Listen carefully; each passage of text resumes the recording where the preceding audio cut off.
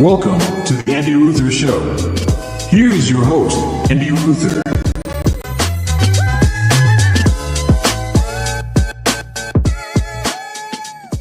Welcome to the Andy Ruther Show. That is me, Andy Ruther. On this late, another late pod. It's late up in her. It's a late pod. I didn't plan on doing this. This week's kind of thrown off. You know, I normally try to get these out there in the day on Wednesday or Thursday, but you know, the kids. It's a sick week here at the Ruther household in Cincinnati, which is always fun. It's always fun. You know, you have a kid who turns 2.5 years old. Shout out to Isla, another kid who turns 7 months within the same week. And they both get sick. That's fun. Let me tell you. Yeah, got some sick kiddos. It's no surprise. Again, the Wuhan lab, daycare. The Wuhan lab, it's an incubator. Is there a bigger scam? I'll just keep saying, is there a bigger scam? You pay all this money, they get your kid sick, they bring it home, and they get you sick. I mean, you got to hand it to them. It's a great scam, and it works. But no, we got some sick kiddos here, and I kept my little girl Molly. She was home today. Brittany's mom helped out because I had a couple Zoom meetings. The Zoom meetings. But yeah, I'll tell you what, guys. Let's just go through it. I witnessed something yesterday that I've never seen before. The disgustingness of a 2.5-year-old vomiting and then rolling around in it all night, and you don't know, and it's everywhere. So that's what happened. Well, I lost track of what was yesterday, Wednesday. So overnight, Tuesday to Wednesday, Isla vomited. She had a stomach bug, apparently. Apparently, it was going around daycare. She woke up at approximately, thank God for the cameras, thank God for the Nanit app. Shout out to my friends at Nanit. Went back to the footage, reviewed the film. She wakes up at 2:03 a.m. She's laying on her back. Now, I won't show you the footage. I want to show you the footage, but I won't. Sorry. I want to show you the footage. I watched it a million times yesterday. I couldn't stop watching it. I don't know what that says about me, but she's laying on her back sleeping and then just yaks like all over her own self. Just yaks. She cries for a second, not long, and she just pops up. It's like she's trying to process what happened. She's never thrown up like that, right? She's never just like a full-fledged yak. Just the guts just coming up, which was actually spaghetti and meatballs. Spaghetti and meatballs. Now, I'm not going to take the blame for it. We've discussed how long will food be bad. It was Sunday's spaghetti and meatballs for Tuesday. It's fine. It's good. 2 days later, spaghetti and meatballs. It's fine. It's fine, guys. At least I tell myself. It's not the spaghetti and meatballs. There was a bug going around. So she yaks up her favorite meal, by far her favorite meal, spaghetti and meatballs. She yaks it up, right? And she pops up and she didn't know what to do. And she just is like sitting in all this vomit. And I kind of skimmed through. She kind of moved around her bed and just sat upright. She's like sitting in like, I'm not talking a little, I'm talking like a ton. And then she decided, you know what? I'm just going to sleep in this. And she laid her vomit-filled head back down on the pillow and then proceeded to, she rolls around a lot when she sleeps. She moves a lot. She's like me. I'm restless. It's like the ADD, right? She proceeded, I guess, again, none of us woke up. I learned my lesson. The camera, you can split the screen for the two kids. They're in two different rooms. You can split the screen, but since Molly was born, I just have the camera on the baby. I'm like, that's good. She's 2 years old. I don't need to watch for all the time. Wrong. Because if I would have had the camera, I would have heard her like cry out for a little bit. That would have woken me up and I would have gone in the room. I would have seen the vomit. It wouldn't have turned into the tsunami of puke that it was. Like I'm telling you guys, I've never seen anything like this. I wish I would have taken pictures. I do have a picture of her Roscoe stuffed animal. Rest in peace, Roscoe, our dog that passed last year. So we got a stuffed animal look like him. There was literally chunks. I don't know if you guys are grossed out. Don't really care. There was chunks of spaghetti and meatballs in Roscoe's stuffed animal fur. I'm talking, guys, it was everywhere. And I don't know if she vomited again. She might have. I wasn't going to watch 45 to 50 minutes of game film. Sorry, I wasn't going to do that on a toddler. But it was literally all over her bed, all over every stuffed animal, both pillows, the wall, the wall had it. I can't even describe it. It was like, you know how they do the t-shirt cannon and it just shoots out. You just shoot out. You go to a baseball game and they just got that t-shirt cannon. Boom, boom, boom, boom, boom. It's just like shooting out. It was like somebody was doing that with spaghetti and meatball vomit, just shooting it out all over her crib. It was disgusting. I mean, disgusting. And it's like, okay, that's how we're starting our day. And Brittany helped me get, like it was literally like my whole day was like, okay, now I got to clean this stuff up. Like whatever I had planned, we're pushing it back all morning. I think I did 4 loads of laundry. 4 loads of laundry. Speaking of the devil, see, look at this. Molly's crying now. I'm sorry, Brittany. I'm podding. You got to deal with her. See, she's sick too. We'll get to her in a minute. We'll get to her. And then we're going to get to Cracker Barrel. You know I'm getting to Cracker Barrel. Everybody's freaking out about Cracker Barrel. And I got a Gay Greg update. So I know we just talked about Gay Greg last week. I'm bringing him back. So yeah, I got to clean up all that vomit. Yes, it was foul. It was just disgusting. I've never had to clean up anything like that. Never. Every single thing had to be washed. It had to be scrubbed in the bathtub first to get all the vomit off it, and then throw in the washing machine. So that was fun. So that was yesterday morning, and then last night, our 7-month-old Molly woke up, and I took her to the doctor today because she just wasn't herself. She wasn't eating. So now I know I've had enough of these. I'm like, she's got an ear infection because it hurts their ears, their jaw when they eat. So that's fun. So Molly has another ear infection. Molly had an ear infection 3 weeks ago, was on meds for 10 days. What did that do? That didn't do anything.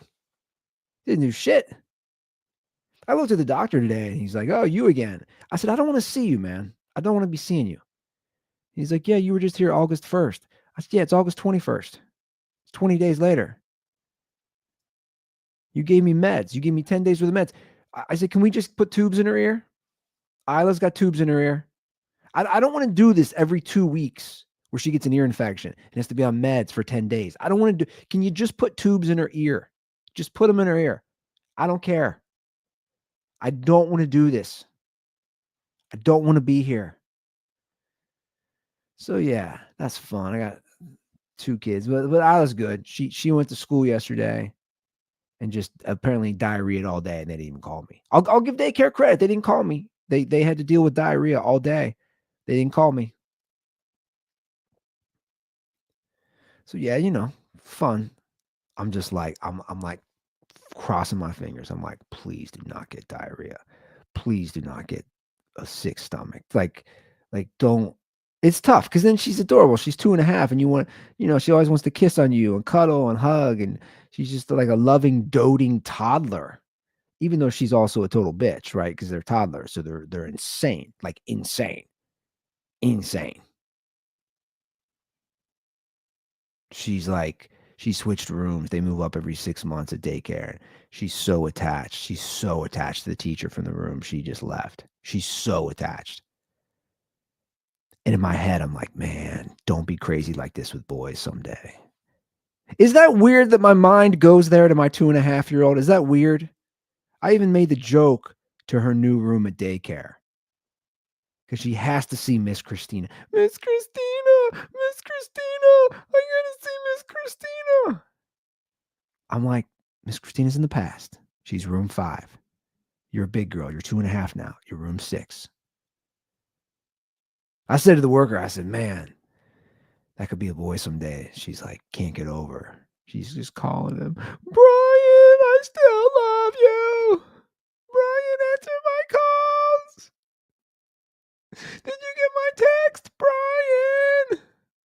I'm like, oh, I don't want to raise a girl like that. But how do you stop that? How do you stop her being crazy like that? Anyway, I'll worry about that. Yeah, I'm an old dad. Who knows? Who knows how I'll have to deal with that? I might be dead. I might be dead. I don't know. Might be dead. That means I'm gonna be damn near 60 when she graduates high school. I might be dead. Who knows? But long story short, that's why I'm podding, guys. That's why I'm podding late. Kids throw you off, but I'm happy to be here. I'm happy to talk about it. You guys know, you parents out there, you know what it is. You just deal with it. You're just like, ah, great. I'm stuck cleaning up spaghetti and meatball vomit. Although I did have a moment. I don't know if you guys are gonna think I'm weird. I was cleaning off the Roscoe stuffed animal, and it looks just like our dog. It looks like eerily like our dog. To the point sometimes I'm like, yo, is this you, man? Is this you? And I was like spraying him outside because I didn't want the like his was so gross. I literally got the hose outside. I'm like spraying him down to get the spaghetti and meatballs in the yard. And I had a moment of just like remembering when I had to clean him up when he was rolling around in goose shit down by the Ohio River. And I threw him in the shower with me, just cleaning him off, right? And I like had a flashback to that. And I was like looking at the stuffed animal and I was like, yo, is that you? I was also on acid. I forgot to leave that that part. I left that part out. I was on acid. I was on acid at 8 a.m. No. But what is going on with Cracker Barrel, guys? What is going on here? I'm seeing the controversy. If you're on Twitter, if you're on X, just in general, people are freaking out. People are freaking out. The rebranding of Cracker Barrel caught my eye, right? Because I'm in the marketing world. I pay attention to this stuff. I do. I'm paying attention to what the brands are doing, what the social medias are doing, all that stuff. I pay attention. I love to read. My algorithm now for like the Wall Street Journal that I subscribe to is just like it feeds me these type of stories, or like especially in the food and beverage industry. So I've been following this, right? I've been following it, and it's kind of a shit show. It's kind of a shit show. Now, look, here's what I want to talk about. Like everybody wants to talk about the DEI and everybody go woke, go broke. I'm not even really talking. I'm more fascinated by the branding and how we get here, right? Because that's what I do, right? I'm in the content creation world. I'm in the social media world for a couple brands, and it's like, how do we go from this logo to this logo, from this design of the restaurant to this design, and all these other elements, and we'll talk about it. Like let's break it down. So basically, they changed their logo, they changed their branding, they changed the restaurants, the design. The logo hadn't been changed since 1978, and people are freaking out. Now, I guess there's a whole history of this CEO, and they're saying she has a history and she wants to distance herself. And I don't even know if she's ever said this. She might have. Again, I haven't done enough research, guys, because I don't care as much about that from maybe the Confederate roots or whatever. Here's the thing, like Cracker Barrel, I don't know the last time I ate at a Cracker Barrel. I couldn't tell you. I couldn't tell you the last time I ate at a Cracker Barrel. I ate at Cracker Barrels like maybe if you're on like a road trip, and you got nowhere to go. Like if you're under 120, you don't really go to Cracker Barrel. No one under the age of 120 eats at Cracker Barrel unless you're on a road trip. Or when I used to do stand-up comedy, you're in the middle of wherever and you're like, oh, there's a Cracker Barrel. I know what that is. I'm going to go eat at a Cracker Barrel. You know what you're going to get. You're going to get the design of the inside, the old country store. You're going to get some eggs, right? A breakfast, some sausage. You know what you're going to get when you go to Cracker Barrel. But I'm not like seeking it out. Now, I have a crazy brother who goes. He would take his family there. He lives close to a Cracker Barrel. There's not many people like my brother. He's like the only one. He's the only person. So I don't know anybody who goes to Cracker Barrel but my brother. Anyway, they did this rebranding. They roll it out. People are going crazy. People are going crazy on Twitter. That's mostly where I'm seeing this. But it's a good lesson. Here's what I have to say. Brands, you don't want to lose your base. I don't know if they're losing their base. That's the mistake all these brands do when they relaunch or refresh a logo. They're always trying to reach new people. They're trying to reach a new audience, reach a new customer, a new demographic. But you can never lose your base. You can never lose your base. Right? So like that's the thing. You can't try to lose your base. And I don't know if that's happening yet. I know their stock is down. Again, I don't know. I saw their stock was down. It was down about 11% today at one point. Down about 250 million. That's not good. This is what their CEO had to say 2 days ago on Good Morning America, I believe. Number one question that I got asked, Michael, honestly, the feedback's been overwhelmingly positive that people like what we're doing. I'll give you another soundbite. I actually happen to be in. Okay, I don't trust her at all. Just looking at her, this is the CEO. You have the new logo at the bottom, the old logo up top. She's just too positive. Like just so bubbly. Orlando last week with all of our managers. We bring them together and every other year. And the number one question that I got asked, Michael, was, how can I get a remodel? When can I get a remodel? How do I get on the list? Oh, really? So because the feedback and the buzz is so good. Like Strahan, this is what you're doing though. Like, can we talk about Strahan for a minute? Oh, really? Like you give a shit. Oh, really? I don't know. Like, I like Michael Strahan. I just think it's weird. Does anybody else think it's weird? You went from that great football career to, whatever CEO is talking about the rebrand. Like this is the gig you chose. I mean, he gets paid a ton of money. I don't know. I just think it's a little odd. Not only from our customers, but from our team members. They want to work in a wonderful restaurant. So we're doing everything for our guests and our team members. Well, Julie Messino, it's wonderful to have you here. Pleasure to be here. Thank you again. Answering those questions for all the Cracker Barrel fans out there. There's a lot of great changes. Thank you so much. All right, thank you. Robin? Can I get in writing that the peg game is going to stay? The peg game is staying. Okay. So are the rocking chairs, fireplace, vintage decor. It's all there. All right. Oh, God. Who watches this shit? Who is watching this? This is such shit. This is shit. Sorry. I'm sorry, guys. It is shit. Who is watching Good Morning America? Who? The same people go to Cracker Barrel. They're 120 years old. You can't lose the barrel, though, right? By the way, the original logo is nothing special. I'll just say that. The original logo is nothing special. You can't even, I mean, you're looking at, you can't even tell the guy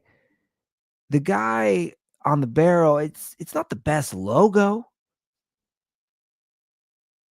The new one's very basic. You know the problem with these brands. You know what the problem is? They do these tests and they bring in all these people and blah blah blah, and it's like, does anybody just have some common sense here? And they bring in a million agencies. And to me, that is a problem with marketing. That is a problem. And apparently that's what Cracker Barrel did. Right? They enlisted 3 agencies. The chain enlisted Blue Engine, Profit, Viral Nation to continue the overhaul that started last May. Well, there's the problem, guy. I read a lot about this because I find it interesting. Like I've read a lot on the history of how Wendy's went, how they went on social media.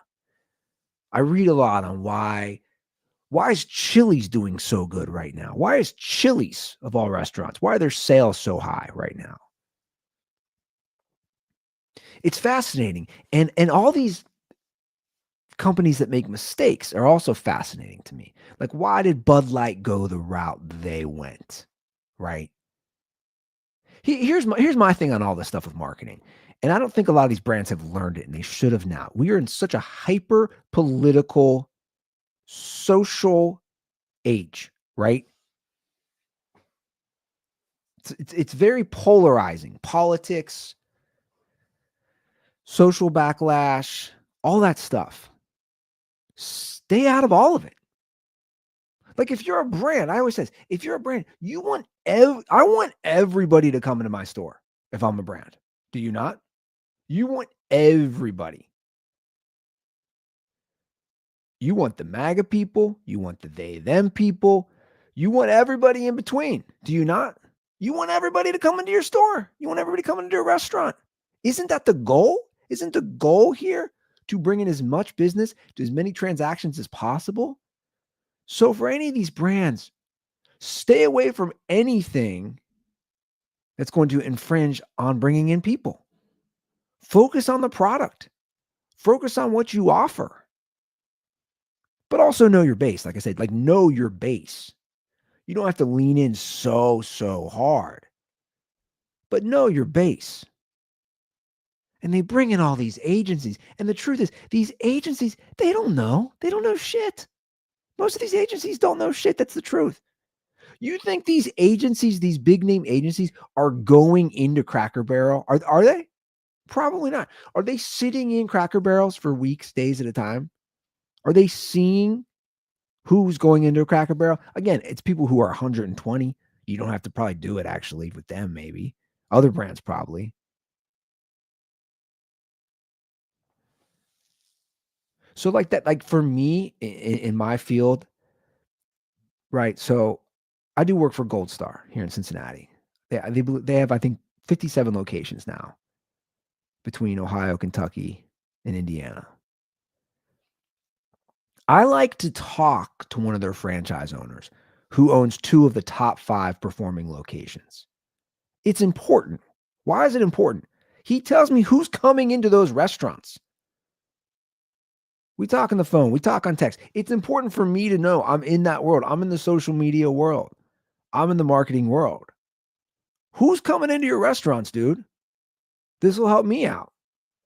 What's your clientele? What's your base? What's the age? What's the gender? All that stuff.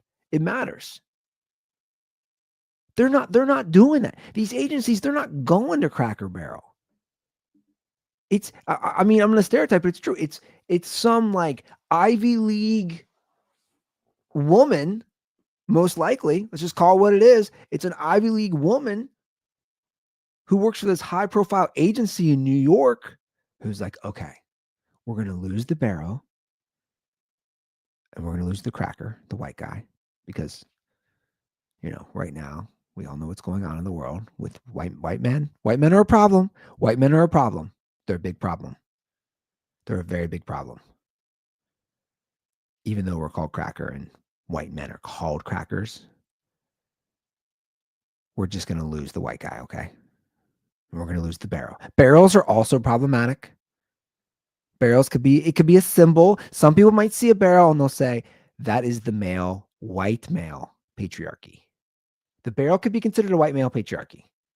So we're going to lose the barrel and we're going to lose the white guy. In fact, let's just have a giant white piece of paper, right? We'll do nothing. We don't want to offend anybody. We'll just have we won't have a logo. We'll have nothing. We won't even have a symbol. We won't even be like Prince. We'll just have a giant white sheet of paper. And that's what we're going to do.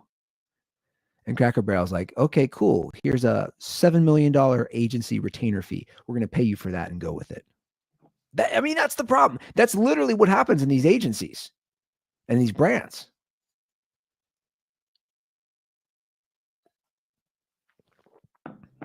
You see it all the time. You see it all the time. And it's like, it's crazy to think that she's just marching on like Good Morning America. Just so happy. We've done the test. We've done the studies. You know, I don't know. Again, this is early. Who knows? The bottom line, this could be all just a smokescreen. This could all mean nothing. Their sales might be fine. Their stock's down now. I don't know. So this is the old Cracker Barrel right here. You know what you get when you're walking to a Cracker Barrel. You're getting this. You're getting this. Which is a vibe. You know, it's like your grandma in World War II vibe. It's like you're stuck in a time capsule vibe. And then this is the new one. It's completely different. I don't know what this is. That's truthfully. This one, I know what it is. I know the vibe. This new one, I don't know what the vibe is. That's the thing. I don't know what this is. This new one, for me personally, does nothing. This old one, it does something. This old one, I'm like, yo, I'm about to crush some sausage and pancakes and eggs, maybe little waffles. Like I'm going ham, probably eating some too. Like I'm going hard in this old one. This new one, I'm like, give me egg whites. Nothing about this new one says, I want to go there. And nothing about this new one says, hey, I want old people there. Just something to think about. I'll be curious. What did my brother say? Me and my one brother were giving my other brother shit about it. I was like, yo, you got to comment on this Cracker Barrel thing. You're the only person I know who does Cracker Barrel. What was he saying? He was sending us pictures of his kids eating in Cracker Barrel in 2012. Like locally, guys, not on a trip. My brother said Cracker Barrel's decline has been very painful. Very painful. That would hit home for him. Food is still good, but to-go orders always late and messed up half the time, and service inside blows. And now they want to redesign interior. So yeah, it's affecting my brother. But also, who's going to Cracker Barrel to go? You know, he did that once when I was at his house, actually. He did that. I couldn't believe it. It was like 4 or 5 years ago. Was it during COVID? I don't remember. It was like 2020 or 2021. I'd recently moved back home to Cincinnati. He's like, let's do takeout.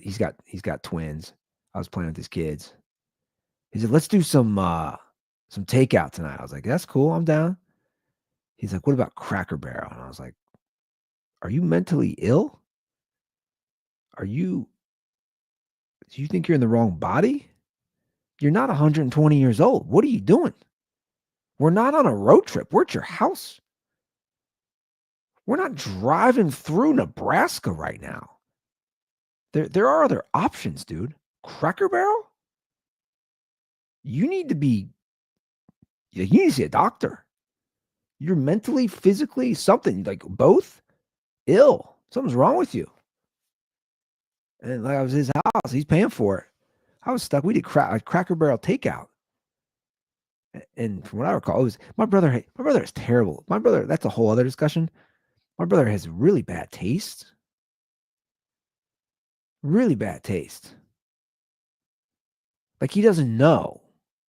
He doesn't, and he has the possibility to eat at nicer places, but it's like he doesn't do it. Like he was also going to Waffle House for a while. I'm like, are you drunk? Are you on meth at 3 a.m.? What are you doing? Like Waffle House. Here's my thing about Waffle House. It's not the worst, but like it's either a late night food, a drunk food, a stone food, whatever it is.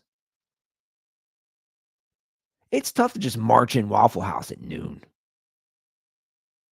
That's a tough, like, you got to reevaluate your life, I think, truthfully.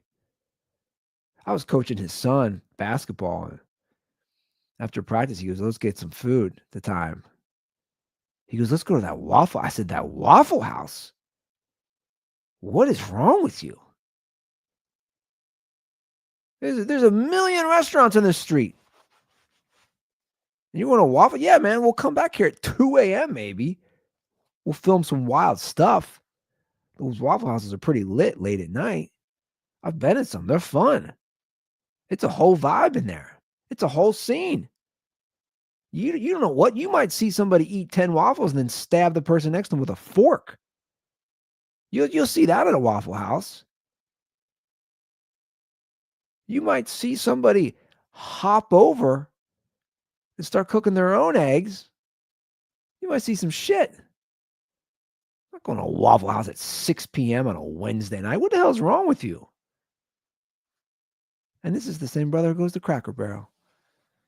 That's what they should do. The CEO, she should reach out to my brother, the marketing people at these agencies. Reach out to my brother.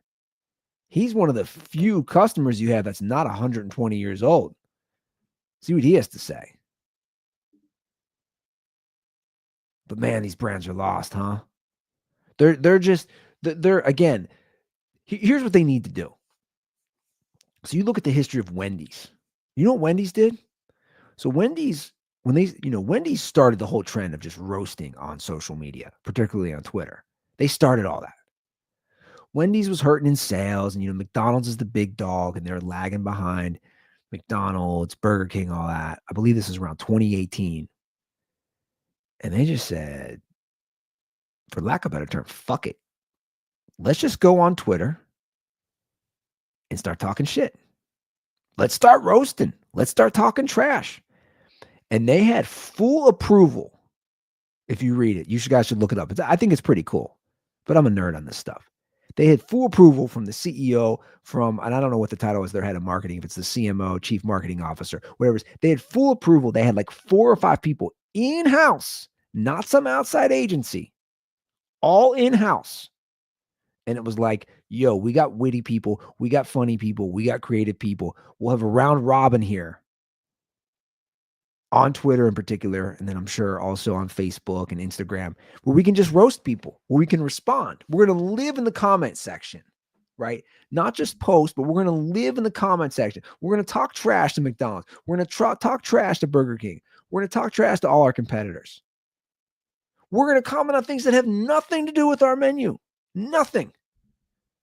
We're going to comment on things, on pop culture, on news, sports, whatever it is. We're going to be in the weeds. We're going to be wild and crazy. And it worked. And the numbers back it up. And then their sales started to soar each quarter after they started doing this. And it's pretty fascinating. And again, it's a perfect test on what to do. They did it, and they kept it in-house, not outside agencies, not like Cracker Barrel. They didn't bring in all these outside people. They brought people who live and breathe the brand. It's important. And Chili's is doing the same thing right now. I've been following Chili's. They got a pretty good social situation on all platforms, right? They've had a few TikToks blow up. They got a pretty good Twitter feed, Facebook, Instagram, the whole 9 yards, right?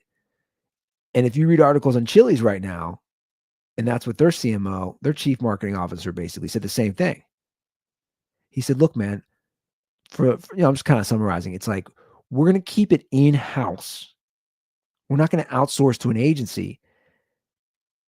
And I think what a lot of these leaders and their heads of marketing or the CEOs, they understand you're going to swing and miss, and that's important. You're not going to hit home runs every time. You're not going to drain 3-pointers all day. You're going to have some walks. You're going to have some strikeouts. You're going to have some bunt singles, whatever you want to do, what you want to call it. But you keep taking your hacks, and you trust. There's not a big oversight in these people when you read these articles and you listen to these podcasts or shows about this. However I'm finding out about this, because I try to do some research. Everything I've read or listened to or seen, whatever it is, it's like they trust them to do their thing. This isn't a Cracker Barrel situation. We're like, oh, we're going to bring in the outside agency. The outside 3 agencies. We're going to come up with a new brand, and it's going to be fabulous. It's going to be all white again. Just as a reminder, it doesn't offend anybody. It's like, dude, know your base. Know your audience. Start there, and then you can work on expanding. Never, ever try to destroy your base. But my other brother, he's in the food business. We were talking about that. And he said it was a problem. He works, I'm not going to say who he works for, but he works for one of the largest food distribution companies in the country, multi-billion-dollar organization that he works for. And so they're all over. And he was talking about this stuff and the politics, and he goes, dude, they were like hurting their base by doing all this stuff. It's like, just stay out of it. I think it's pretty easy to stay out of that stuff. And that's another thing, an ode to Wendy's and these brands that did that. It's like they don't get involved. They don't. But if you look back, I'll scroll through years of tweets. If you, like 2020 was wild. Like everybody lost their mind. Everybody lost their mind with stuff. And brands broke what they were doing. A lot of brands broke what they were doing and felt they had to comment on what was going on in the United States. But that's the key. Like, never get involved is my take. Like, you don't have to. You sell burgers, you're McDonald's. You sell tacos. You sell burritos. You sell chalupas. You're Taco Bell.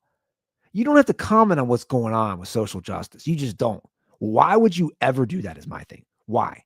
You think it's brand suicide, in my opinion. You think somebody's eating a Crunch Wrap at 2 a.m. and he's like, wonder what Taco Bell thinks about this George Floyd situation. No. You're not losing business by not commenting or taking a side. I'm sorry, you will lose business, correction, if you take a side. You won't lose it if you don't comment. So, like, if I was running one of these, like, that'd be my first thing of like, guys, stay out of it. Just be interesting, be engaging, be funny, be bold, be clever. Basically, be Wendy's. Again, they're the GOAT, the OG.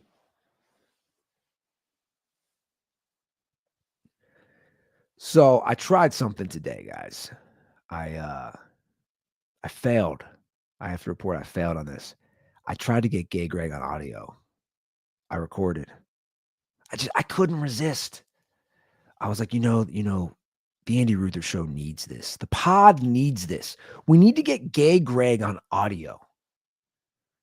And I know I do this every time, but if you've never heard me talk about this gentleman, he lives up the street from me. He's like a 70-year-old man. He's definitely gay, closeted. He's a grandfather. He's got a couple kids, grandkids, nicest dude ever, funniest dude ever, just flaming gay. I mean, just there's no other way to put it. The most flaming gay dude ever, and he overcompensates by just talking about straight sex stuff, which is weird, but it's funny. It's again, he's a character. Should be on an episode of Curb Your Enthusiasm. So anyway, like I said, I kept my daughter Molly home, and so I was walking her, taking her for a walk. She was sleeping, and when she's asleep in the stroller, it's like I'll just keep walking her because let her get a long ass nap in, especially when she's sick. Anyway, he's walking his dog, and he walks out, and he sees me, and we start talking, and she's sleeping through all of it. And I was going to be home soon, and when I get home is when she wakes up. Right? You take her out of the crib, and she wakes up. So I was like, I'll just keep talking to him. I'm having like a 20+ minute conversation with Gay Greg. I started recording like a minute in. I hit the record on my phone, and I was like, yo, I think you guys need to hear this. I don't know. I don't know what the legality of all this is. But I was like, yeah, whatever. It's a pod. Well, whatever.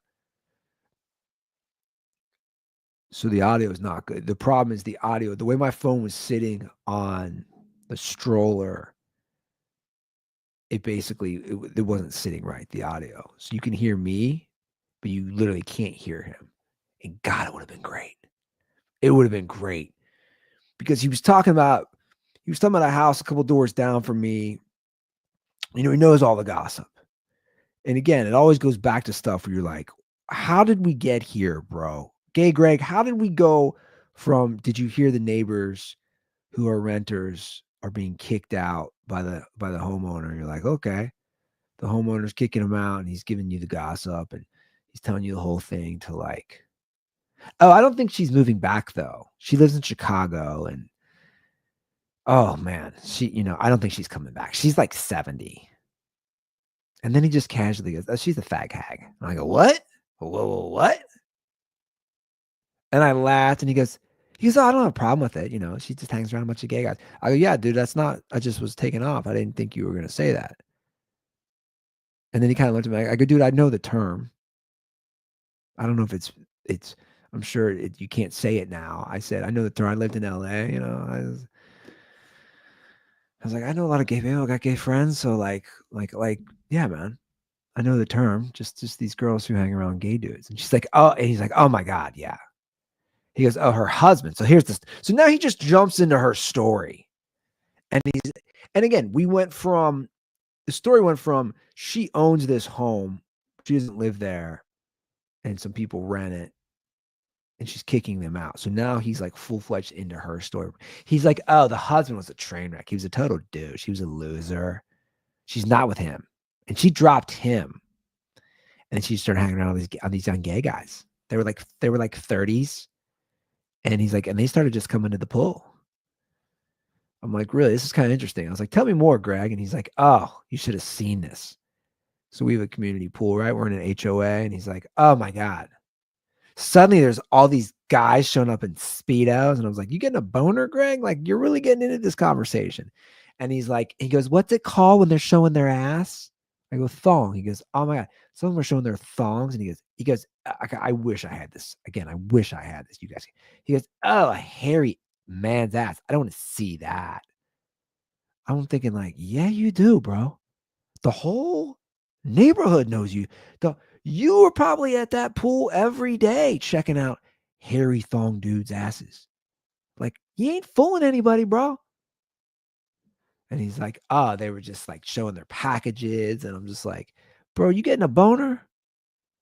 You getting a little something in your pants over there, Greg?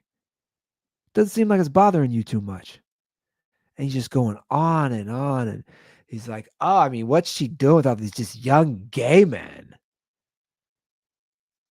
And I'm like, oh my God, I wish I had this. I mean, I did. I recorded it, but I try to listen to it. It's terrible. It's absolutely terrible. He's just going on and on. And when are you going to have a third kid? Get started. Get moving. I looked at him. I said, Greg, I'll have a third kid when the cost of daycare starts to go down. I blew his mind. I said, what do you think daycare costs, Greg? I got 2 kids in daycare. I said, I'll give you a little background on it. I said, it's not the best daycare. It's not the worst. I said, the daycare my kids go to is like mid-level. It's mid-level. I said, what do you think it cost us for 2 kids in daycare for a full year? He's like, I don't know, like 20 grand. I said, not even close, bro. I wish. It's like, I think it's like 33. I lose track, like 33 something. I don't know. Like, it's a lot. He's like, oh my God, that's ridiculous. And by that, I mean ridiculous, if you know what I mean. DICK-less.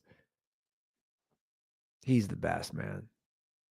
You know what's funny? My other neighbor, he was like he was taking pictures of me talking to Greg. And he's like, you still talking to him? You love him? I was like, I do love him. He's hilarious. I said, who doesn't love a gay, sassy neighbor? And it's even funnier that he's a closeted gay, sassy neighbor. Like dude, I've been around a lot of gay dudes. Right. I used to work for Lance Bass, and I was around like I've seen some things. Like, Greg is really gay. Is what I'm saying. Like, I don't know if we were doing a scale. That's what makes it even funnier. The whole situation. And he's just going from house to house on our street gossiping. And he said, have you met those neighbors? Have you met that? Did you hear what's going on down here? And he's just, I mean, he's literally like the HOA gossip queen. Oh, I don't want to keep you. I literally looked at my phone. I was like, I've been talking to this dude for 25 minutes, but I don't care. My daughter's sleeping. Oh, he's just talking about these gay guys. It was the funniest thing ever.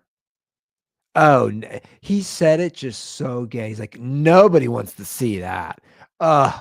Nobody wants to see a nice, hairy, chiseled man's ass in a thong with his bulge sticking out.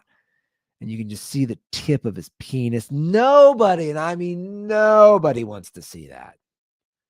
Nobody wants to see him stand up at the pool and take Hawaiian Tropic SPF 2, so he's getting a nice bronze tan, just lathering his body up as you're sitting there with your grandkids trying to eat. And he's slowly just drinking a hard seltzer by the pool.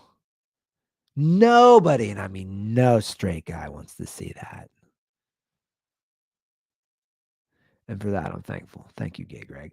Hotline. We do have a hotline. We got to wrap this thing up. I'm tired. I'll be straight up with you guys. 859-935-0078. The Andy Ruther Show hotline. Subscribe. You know where to subscribe. YouTube. Where else? My brain's dead.